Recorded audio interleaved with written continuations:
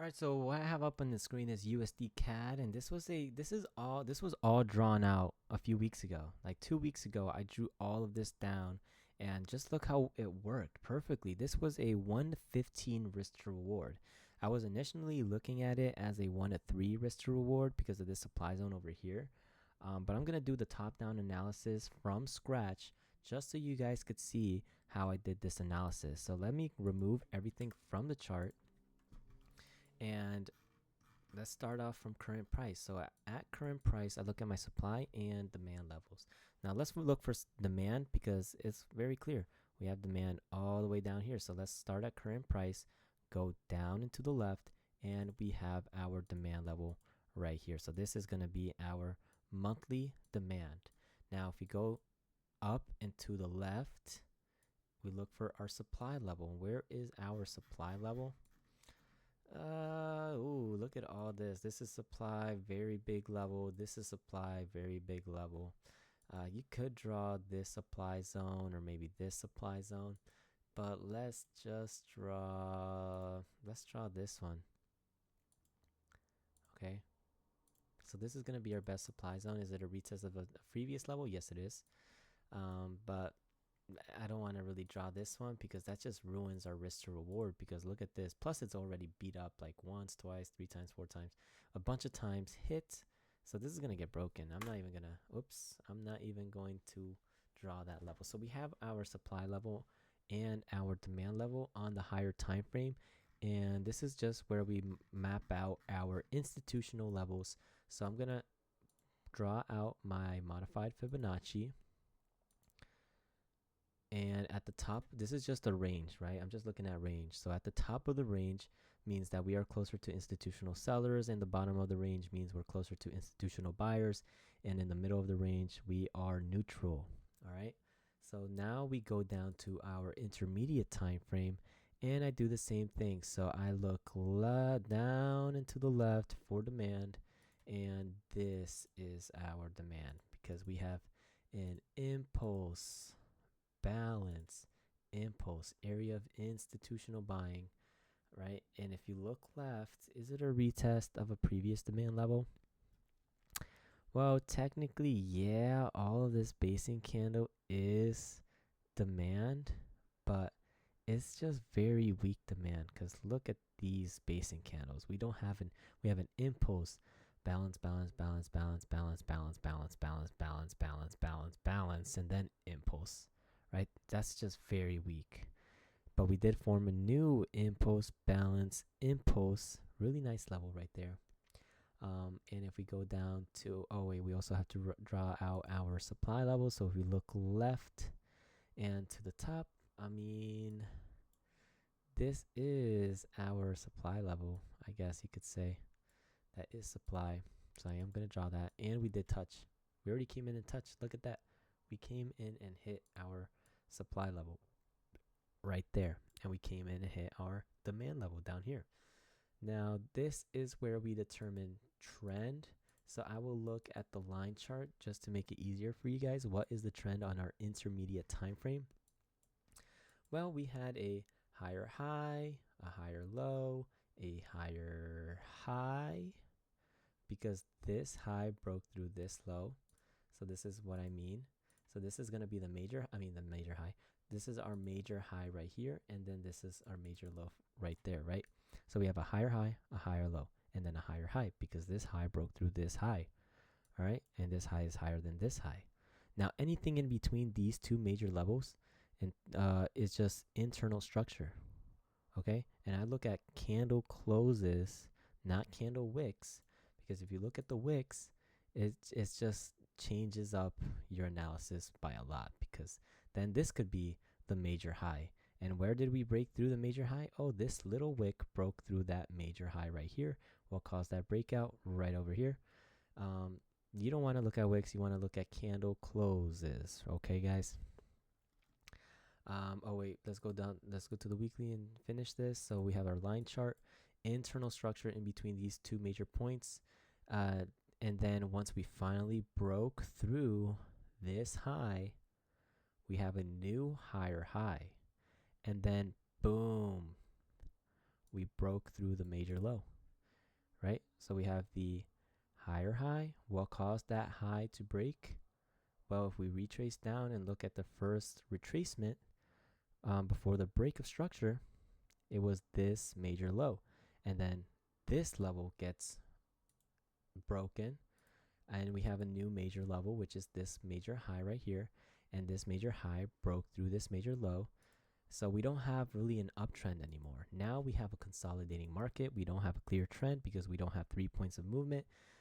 So we had the higher high, the higher low, the higher high, boom, the lower low. And this is not the new lower high because this high did not break through this lower low. Instead, what we have is an internal structure. So we have internal higher highs, higher lows, higher highs. But it is in between the major high and the major low. So we are still in a consolidating market. We are neither bullish nor bearish. Okay, guys. Now, when I was looking at this on the candles just now, I did notice something, and I will go over it right now.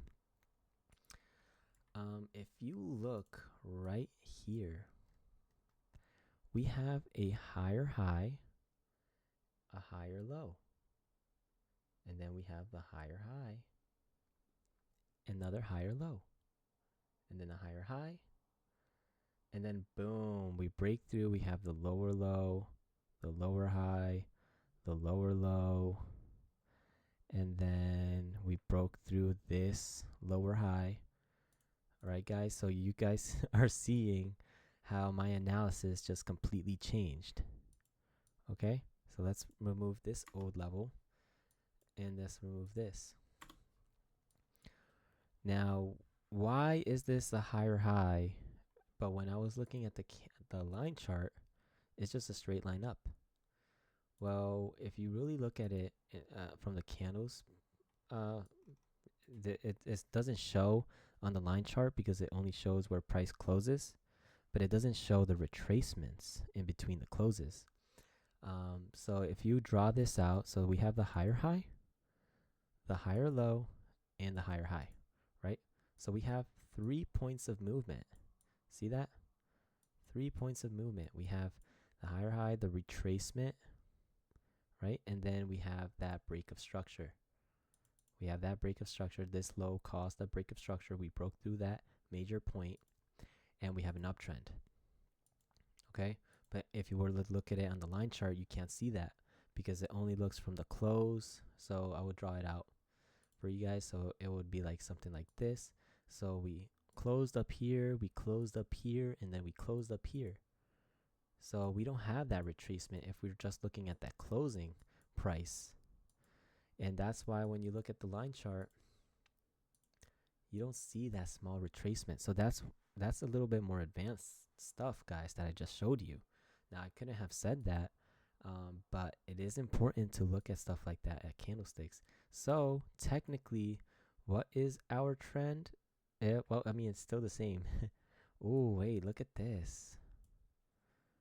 Okay, so now that I'm looking at this, we have, well, this broke, this high broke. What caused that break? This low.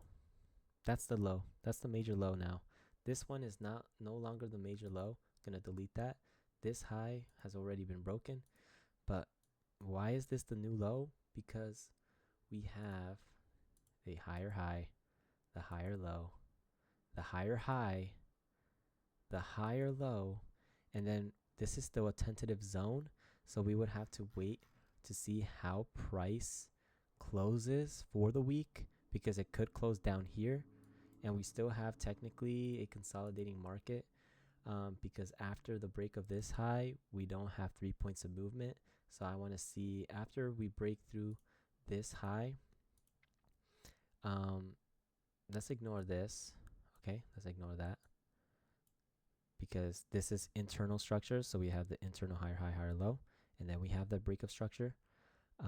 After we have a break of structure, I want to see 3 points of movement to confirm trend.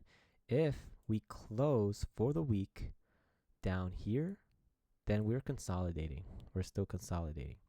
However, if we close above this small little retracement and it closes, let's say for the week we close up here, then we have an uptrend. So we have a higher high, higher low, and a higher high. But right now, we don't have a clear trend. We have a consolidating market. But see how my analysis just completely changed, right? Just by looking at the candlesticks. Pretty cool stuff, guys. Sometimes you just don't see that. But all right, now that we know that our trend is consolidating, now this is where I look for my actionable trade opportunity. And here I have, multiple time frame correlating demand zones on top of another. And then we have this beautiful impulse, balance, impulse area of institutional buying. Look at where we come back into. Right where all three levels overlap each other.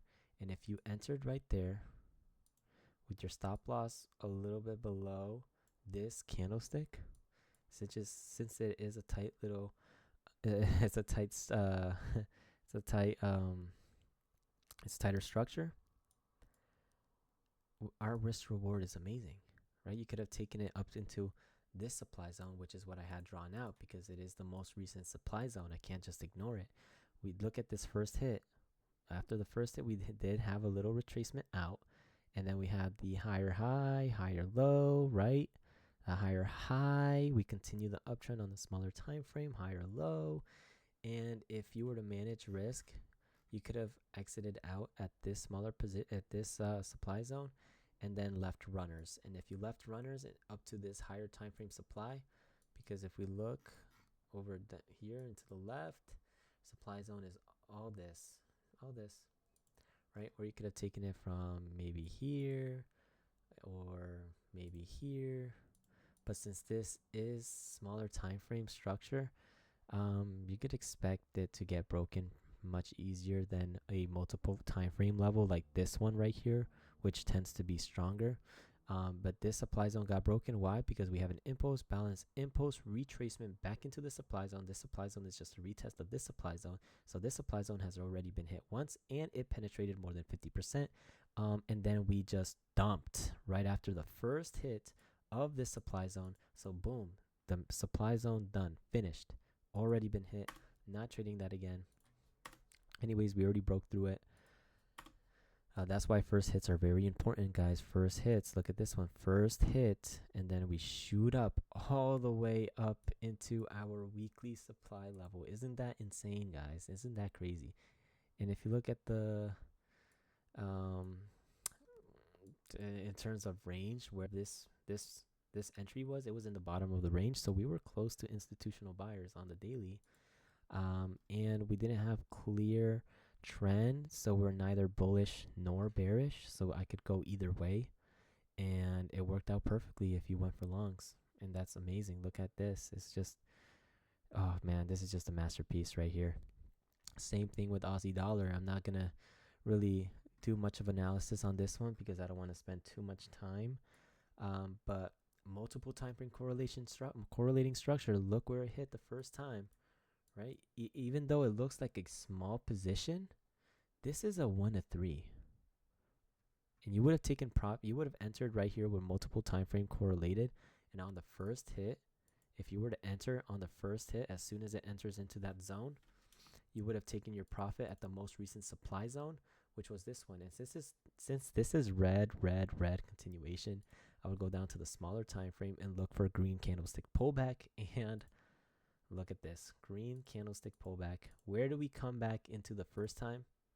Right here, right? This is a smaller time frame. Since I am trading on higher time frames, I would only look at 3 time frames, which is monthly, weekly, daily, if I'm looking for longer term positions.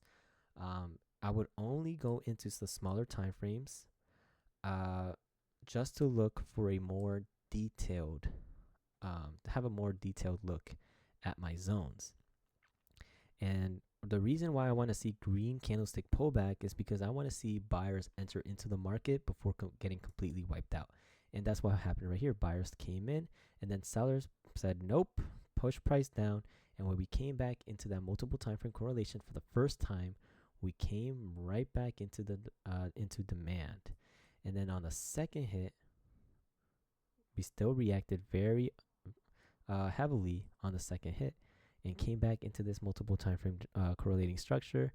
And we popped out, we came in, we popped out into all this supply level, right? This is all supply on the smaller time frame. And look at that. Look how quickly I can draw many zones, right? This is why I stick to my time frames, because then my analysis will get messed up. In this case, I went to a smaller time frame just to see that green candlestick pullback. We have that, we drew it out. We see that it came in once, twice, hit.